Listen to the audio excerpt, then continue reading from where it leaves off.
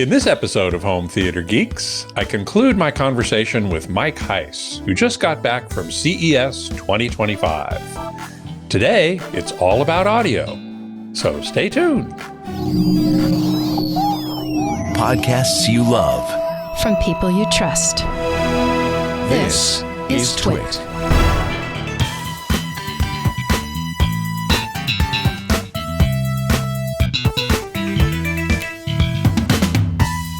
Hey there, Scott Wilkinson here, the Home Theater Geek. In this episode, I conclude my conversation with Mike Heiss, industry journalist and consultant who just got back from CES 2025. Today, we're going to talk about audio. Hey, Mike, welcome back to the show. Hey there, Scott. Glad to be here. And you didn't say I'm a CEDIA fellow, which means I'm jolly good. Well, I didn't say that, and I should. You're right. He's a jolly good CEDIA fellow. And when we talk about the CEDIA show, I certainly make a big point of that. But no, I know. This was CES, so I thought, what the heck? Yeah. Anyway, so we're going to talk about some audio announcements. CES is more about video, I think, and certainly has gotten so in the last few years. There used to be a pretty big audio presence, especially at the Venetian Hotel, or the Venusian, as you call it. And that has decreased over the years to the point where a lot of audio journalists I know just don't even go anymore. And again, because of the fires, I had to leave the show a day earlier. Yeah. And Friday was going to be my Venusian day. Yeah. There were some audio people there, but nowhere near to the extent they were. They either go to CEDIA Expo or they go to the regional Exponas and the audio shows, more regional. Yeah, exactly. And there isn't that much news. Right. But there is a little, so let's talk about it. The Hisense had a few interesting things. Most important, I think, was what they called their HT Saturn, which is a multi-speaker system, and it integrates with the Hisense TVs. And here you can see it deployed in a nice environment. The center channel is, I believe, being supported by the TV itself. And then you have right and left front speakers, you have a little subwoofer off to the side, and you have right and left surrounds. And they were making something of that. It's the sub and the surround speakers are wireless. And as I said, the TV is serving as the center channel. So that was kind of interesting. They also had something called the HWQ990F, which is a soundbar, sub, and surround speakers with upfiring drivers. It is supposed to create an audio surround immersive sound field of 11.1.4. They're a little hard to see, these little satellite speakers to the right and left in the foreground. And the sound bar itself is doing the front, left, right, and center, and probably some wide simulation and some overhead simulation, which, that's kind of interesting. They also had an HWQS 700F, which is just the sound bar and subwoofer. Can I say that room's going to need some acoustic treatment? Why, yes, it will. That room's going to need some acoustic treatment. Jeez. And with all due respect to our pals at Hisense, that looks like that's a tall room. I'd be putting bigger speakers in that room. I would too. No doubt about it. I take that back. That's not Hisense. That's Samsung. Well, same diff. Same comment. Same comment. Yeah, exactly. That was the Samsung HWQ990F and HWQS 700F we were talking about. And you're right. That HWQ990F in that concrete room needs to be bigger speakers, and there needs to be some serious acoustic treatment. Well, and the hardwood floor, and the clear story, and the teeny tiny speakers. Yep. But God bless. I'll bet that guy in the chair is going to get a really weird sound field. Very weird. Yep. Now, Samsung had a sound bar that you did get a little sense of anyway. You actually got a picture of its. I heard it. This was in the secret. Oh, you actually heard it. Okay, this was in the secret room. The secret room. And tell us about this. So the deal is, they say that Samsung secret room. They said, which they do every year. They do a secret room that they invite journalists to. And me too. Well, you're a journalist. Yeah, I guess so. Okay, so they said that 46% of TVs are wall mounted, but only 12% of those have a sound bar. So the deal is that they are concerned that the sound will be different whether it's mounted on the wall or mounted flat on the credenza. The credenza in front of the TV. Whatever right. it is. Right. So as it says in this image, it has a gyro sensor that shows where how the speaker is mounted, and it helps when you flip if you sit it down, it knows where the speakers should be or where the little center channel pops up. Yeah. And it's an interesting idea. And I did ask who developed this. And again, this is part of my past life. When they talk about the Samsung not Ventura, somewhere up in Ventura County. Oh, the audio lab. The Valencia Audio Lab is run by a fellow by the name of Alan Devantier, who used to work at Harman, which is how I know him. And he's one, if you will, of the Floyd Toole Canadian Mafia. And as is Dr. Olive and a bunch of people. And they're all very, very good. And years ago, before Samsung bought Harman, Samsung stole Alan and a bunch of his buddies, and they're the Valencia Sound Labs. Right. So if you say, yeah, it's Samsung, what do they know about audio? The guys who developed this, they know audio. They know a lot. Yeah. Yeah. Also from Samsung that I thought was interesting and probably coming out of that same lab is something they call Eclipsa, which is a 3D immersive audio technology developed, they say, in partnership with Google and integrated into its 2025 TVs and soundbars. Did you hear anything about that? I saw it, but I wasn't able to. That was in their first look, in their not so secret display. Right, before the show. The day before the show, they have a thing called First Look, where they took over a huge ballroom at Caesars. Yep. And if you have, Eclipsa? If you have Eclipsa for more than 4 hours, call your audiologist.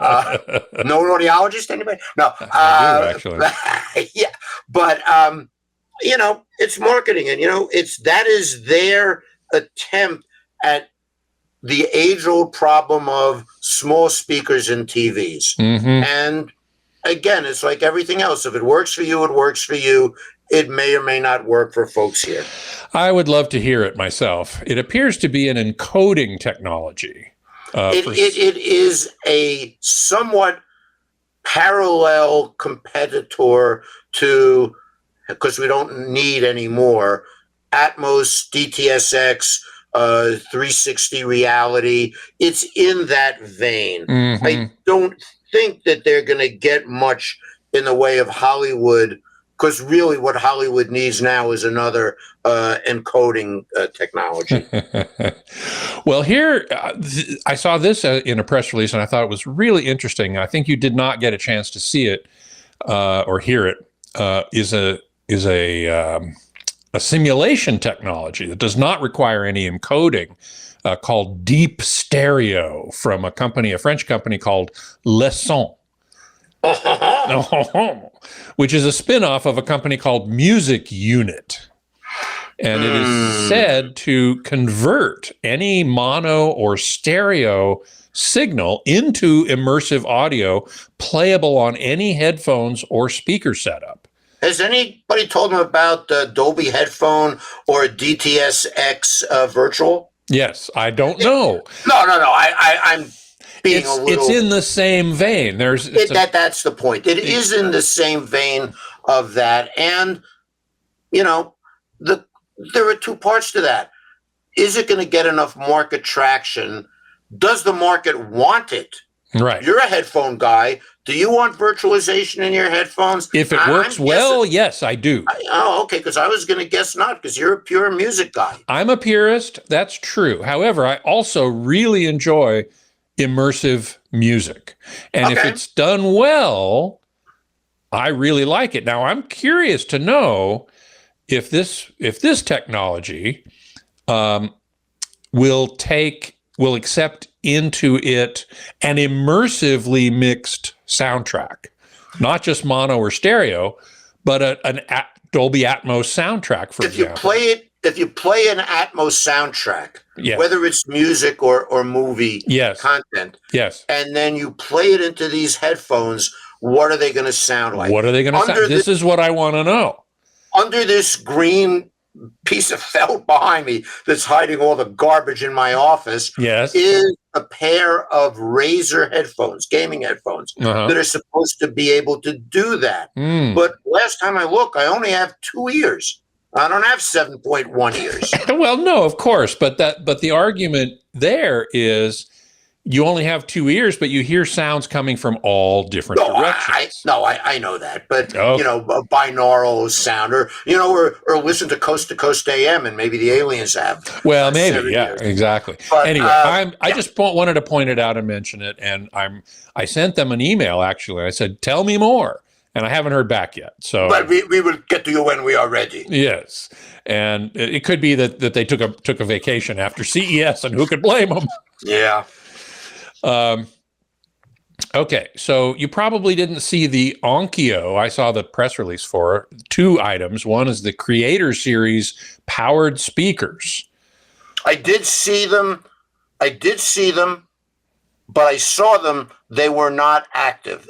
They were in the middle of. They were just when you come down the ramp, when you go into the central hall. They were in a huge open booth, so they didn't have them on, and it's probably a good thing because you wouldn't have been able to. You wouldn't have been able to judge anything anyway. But they look nice. Oh, from the specs, they really look very good. The GX10B has a 3-inch woofer and a 3/4-inch tweeter, 17 watts per channel. They're powered speakers. And that's not. There was a day when I was working for a famous audio company when all that they were talking about were desktop computer speakers, which is what these are. Except these are actually, you don't get those kinds of things anymore because people don't use desktops for the most part. Well, it's true, except for me. But these are I would consider buying these. Yeah. Because the comparison to that is when I did work at Harman, they had the JBL GLA. Remember those ones that were Lucite and they looked like a car? Yes. And they really sounded great. But they were $1,000. Yeah. If these are $299, if I were doing a desktop thing, I'd consider buying these. Exactly. The GX10B is $200 a pair. The larger GX30 ARC is $300 a pair. Those are bi-amped. They both have a bunch of input modalities, and the larger ones also will even do HDMI ARC, audio return channel. As do most of the little streamer boxes that are out there now. And that is a big trend that I saw down in the basement of the South Hall, where they had all the streamers. Or in the other end, the SVS Soundbase, which is a Play-Fi technology with an amp. It's like a modern day receiver, stereo receiver without a tuner. Instead of a tuner, it has a streamer. So this is a growing thing, and eARC is a big part. eARC is a big part of that. Big part of that. Okay, cool. The other thing that Onkyo was showing was called the Icon series. These are 2-channel hi-fi components. And these are like separate components, which is kind of interesting. The P80 is a 2-channel network preamp. with Dirac live room correction, which is pretty good. HDMI ARC, Wi-Fi, AirPlay 2, Chromecast, Bluetooth, Roon. So it'll stream a bunch of stuff. Separate phono stage. So it's is that big round black things? Yeah, those are called knobs. No. I'm talking about the phono things. Oh, yes. The really big black round things are called phonograph records. They're made out of vinyl. Those. Yeah. Those of us who are old enough might remember. In fact, youngsters are now getting back into vinyl, as you know. Vinyl is the new streaming. It's the new streaming. That's right. This thing has built-in Spotify, Tidal, Qobuz, Amazon Music, TuneIn. It's $2,000. Well, but it's got a cute front panel with the faux LEDs. Yeah, true enough. Faux VU meters, I mean. Combined with that is the M80 two-channel power amp, 200 watts per channel into 4 ohms, or 150 into 8 ohms. It's a symmetrical Class AB amp. It's not even a Class D. Which is rare in this kind of product. Rare in this kind of product. Same high-end build quality, another $2,000.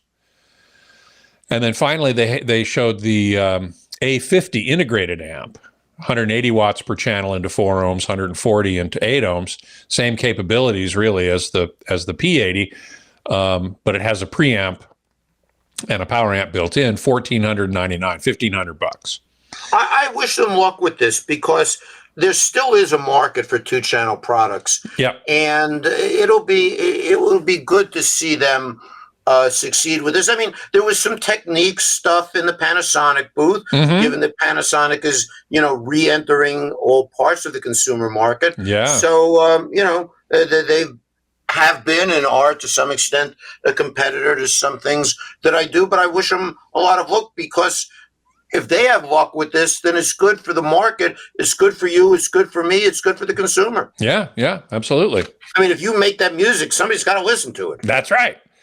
And hopefully they'll listen on some equipment that makes it sound good.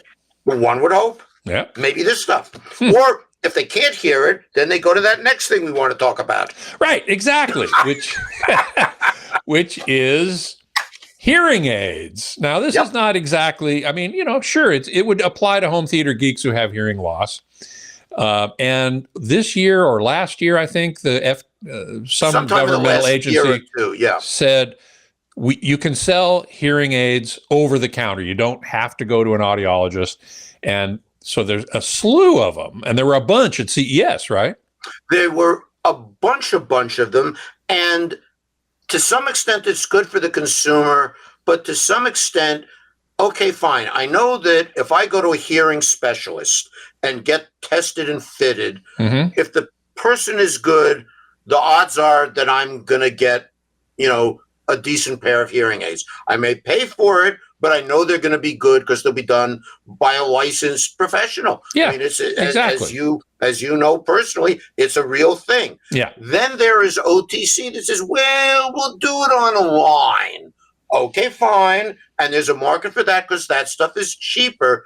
But then the thing that I'm concerned about is Joe Namath selling headphones, OTC hearing aids for $99 on late night TV. Yeah. Well, God bless Joe Namath, but I ain't buying a $99. I mean, fortunately, I can afford something more than that, but you wonder if that's really an improvement. And if you read the disclaimers, they're very specific because they have to be about the level of improvement. But what I saw at CES, the brand that you want to mention is one of them, is this mid-range sort of $299, $399, $499 OTC hearing aids, and they're pretty good. And in fact, they're going to send me some, and I'll see if they make a difference. I really look forward to hearing your report. This is a company called Elehear, Elehear, and they have had a OTC hearing aid called Beyond,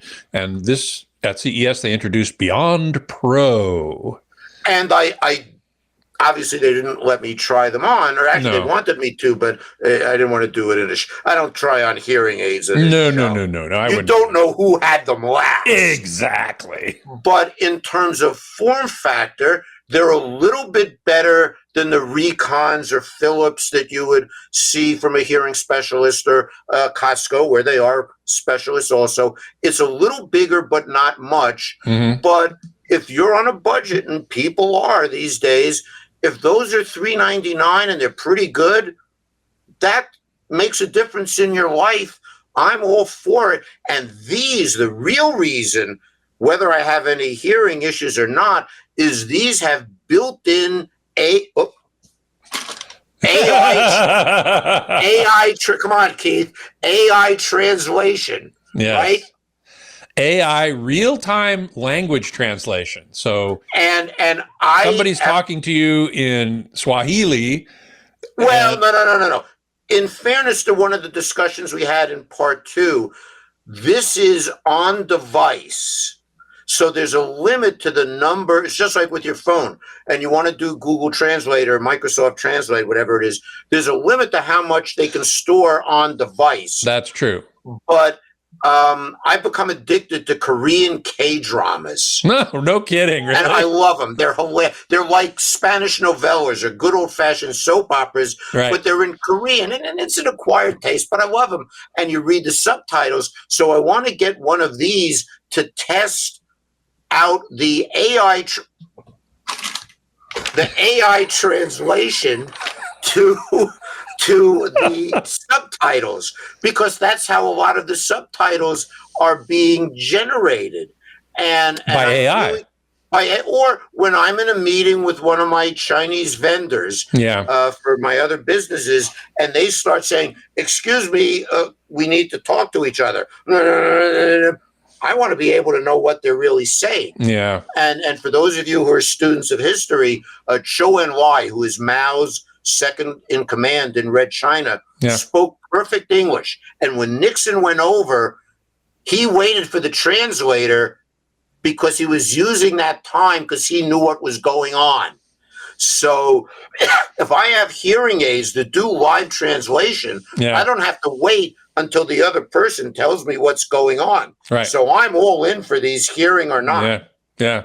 I would love that too. The other really cool things that these particular hearing aids, or what are called hearing wearables, do is they offer what are called tinnitus masking sounds. So if you have tinnitus, it's ringing in the ears, and you can ameliorate the effect to some degree by playing masking sounds and because noises of one sort or another, and these hearing wearables will do it. It's like an ANC kind of thing. Yes, and they also do noise cancellation. I would ask your better half. I believe that there is no cure for tinnitus. There isn't. Is that correct? I know this for a fact. Right. Well, you ask the man who knows somebody who knows. Yeah, exactly. Right. Well, I know for a fact because I, in fact, suffer from tinnitus. Wow. It was all those loud rock bands in college and hanging around with all them damn tubas. Well, that too. So I do suffer from it, and I have asked ENTs and all sorts of audiologists, is there any cure for it? No, there is not. There's only retraining and sort of adaptive technologies like masking sounds. Wow. Well, then I spoke to those people, and they were very good. And I think that it would be interesting, especially if you mention connection to a hearing professional, that I bet you that they would that they might send you a review sample, and it would be really curious to hear what you and your expert have to say. Yes, well, I intend to ask them. Absolutely. Well, this has been a short episode compared to the others with audio. With video, we only had a little bit of audio to talk about, but still interesting stuff. Yeah, I mean, it was. I usually at this show, I'd always say, here was the doofy gadget that I saw. and I didn't get to see any of the doofy gadgets, with the exception of the spoon that makes your soup taste saltier without putting salt in it. Yes. It has some sort of electric current in it. But they call the Nobel Prize Committee saltier. I don't get it. I mean, I bet my cardiologist would want me to get one of those. I mean, none of that Morton imitation soup. Right. But that I should have asked for a review sample of that one. Yeah, no kidding. What else did they have of any? I think the crazy gadget stuff, there wasn't as much really silly, wacky, crazy gadget stuff this year because everybody was into AI. And some of the applications, like these hearing aids that we just spoke about, I mean, there's clearly some AI going on in there. No question. Particularly for the tinnitus stuff, but also for the translation. For translation and for clarity and ANC. So, I mean, I make fun of it because that's what I do, but there is some value to it, even when it's applied to goofy stuff. Right. So while it may make you puke to hear the term, it's with us. It's with us to stay. And it ain't going away. And there is some good that can come of it. Oh, to be sure. And, not to get serious, heaven forbid that I would do that. But, but where this is going to lead, is it going to be nobody, you can't underestimate the Borg. I don't know. I'm just an analog soul in a digital world. And for one of the chat people, I got this at NAB. National Association of Broadcasters, the show. Which is a world where AI is really both puzzling and something that's great and helps, and something that they're scared out of their brains about. Well, it'll sure be an interesting year to see what happens. Yep. But, an interesting, fires notwithstanding, an interesting way to start the year. Yeah. And hopefully it'll be a good one. Hopefully so. And may you stay safe. Thank you. And all of us. And all of everyone in LA. Our hearts are really out to you and really hoping that you can stay safe. And if you had a problem, that you can recover well. So, to be sure. Yeah. So, Mike, where can folks find your stuff? Okay, so you can find me in Residential Tech Today, restechtoday.com, or Hidden Wires, www.hiddenwires.co.uk, both available in print and online. Perish the thought. You can actually get it in paper stuff. What's that paper? Yeah, I think the paper, really. Is that related to that vinyl thing? I'm going to listen to something on my turntable in my stereo receiver while I'm reading a print magazine. You're just an analog soul in a digital world, my friend. Yeah, I guess so. Well, thanks so much for being here. I really appreciate all the time you spent with us. It's always a hoot to have you on, and I look forward to the next time. Thanks. I do too. Thank you very much. All right. So that's it for our CES coverage. Hope you enjoyed it. If you have a question for me, please send it along to htg@twit.tv. And I will answer as many of those questions as I can right here on the show. And as always, we thank you for your support of the TWiT network with your membership in Club TWiT. Let you come into the Discord channel and chat up with other like-minded geeks. Until next time, geek out. Hey, buddy, are you a geek? Are you a tech enthusiast? Then I would love to invite you to join a tech community like no other. You can gain exclusive access to our incomparable quality tech content for just $7 a month with Club TWiT. As a member, you'll enjoy all TWiT TV shows ad-free, Plus, access private video feeds for insider shows like iOS Today, Home Theater Geeks, and so much more. Dive into the members-only TWiT Plus bonus feed for behind-the-scenes content, club discussions, and special events. But here's the best perk. Join our incredible Discord community to watch live show productions, chat with hosts, and participate in exclusive members-only activities. It's your backstage pass to the world of TWiT. Whether you're a tech enthusiast or a lifelong learner, Club TWiT elevates your knowledge while entertaining your interests. Get 2 weeks free when you sign up now for $7 a month and unlock unparalleled access at twit.tv/clubtwit. That's twit.tv/clubtwit. And from the bottom of my heart, thank you and welcome to the club.